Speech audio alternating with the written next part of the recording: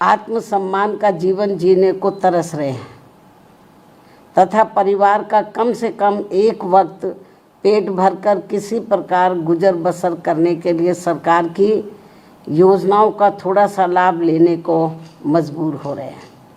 यही कारण है कि देश की आबादी में से लगभग 95 करोड़ लोग सरकार की कम से कम किसी एक सामाजिक कल्याण योजना का लाभार्थी बनने को मजबूर हुए हैं, जिससे ऐसे लाचार में मजबूर लोगों की संख्या अब बढ़ते बढ़ते वर्तमान वर्ष सन 2025 में लगभग 64.3% तक पहुंच गई है, जबकि सन 2016 में ये संख्या करीब 22% ही थी।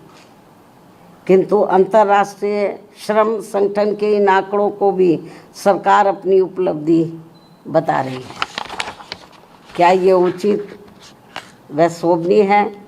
जबकि सभी को ये मालूम है कि सरकारी योजनाओं का थोड़ा सा लाभ लेने के लिए ज़रूरतमंद लोगों को कितनी भागदौड़ व परेशानी झेलनी पड़ती है।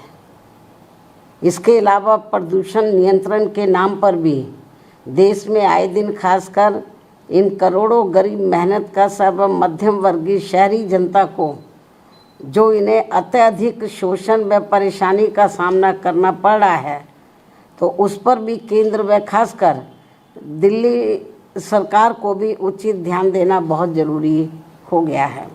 वास्तव में लगभग 100 करोड़ से अधिक गरीब लोगों के भारत देश में वाहन प्रदूषण रोकने के लिए उसकी जीवन सीमा पर सख्ती से अनुपालन के अलावा और भी दूसरे बहुत सारे उपायों पर सरकार द्वारा अमल किया जाना चाहिए, जो ये बहुत ज़रूरी है, ताकि इस ट्रांसपोर्ट के उद्योग धंधे में लगे करोड़ों परिवार वालों के जीवन को और अधिक तंगी और परेशानी वाला होने से बचाया जा सके। साथ ही दिल्ली की सरकार द्वारा गरीब व दूसरे प्रदेशों से भी खासकर यूपी, बिहार व बंगाल आदि राज्यों से रोटी रोजी के लिए पलायन करने वालों को यहाँ बिना कोई दूसरी व्यवस्था किए हुए उन्हें जिस बेरहमी से उजाड़ने का ये जन विरोधी रवैया अपनाया जा रहा है, अर्थात उनकी झुग्गी झोपड़ियों को जो तोड़ा जा रहा है जिस बेरहमी से, तो ये अति दुखद व शर्मनाक भी है। लेकिन दिल्ली सरकार बहाना क्या बनाती है कि हम कोर्ट के आदेश का पालन कर रहे हैं, लेकिन माननीय कोर्ट ने ये नहीं कहा कि जिनको आप उजाड़ रहे हैं तो उनकी आप दूसरी व्यवस्था किए बिना ही उनको उजाड़ दें। कोर्ट ने ज़रूर कहा है कि आप इनको हटाइए, लेकिन कोर्ट ने ये नहीं कहा कि आप इनके लिए दूसरी व्यवस्था ना करें। सरकार की जिम्मेवारी बनती है कि इनके लिए पहले दूसरी व्यवस्था करें इनको बसाने के लिए, उसके बाद इनकी झुग्गियों को हटाना चाहिए।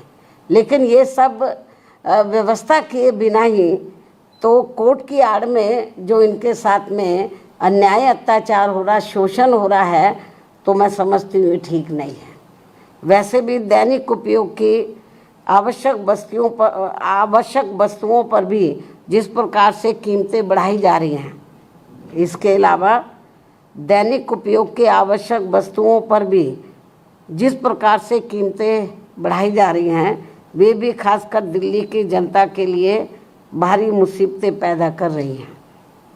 आमदनी कम व खर्च ज़्यादा से लोगों के अच्छे दिन की उम्मीदों का फिर क्या होगा?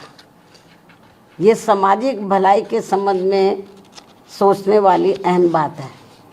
इसी क्रम में देश भर में बिजली की कमी ने भी केवल आम लोगों को ही नहीं बल्कि पूरे व्यापारी वर्ग व छोटे उद्योग धंधों को भी बुरी तरह से प्रभावित कर रखा है।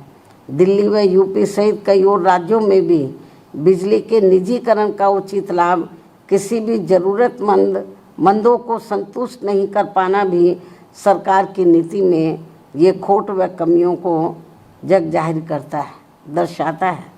सरकार इस समस्या का भी संतोषजनक समाधान जितना जल्दी निकाल ले तो वह उतना देश हित में बेहतर होगा।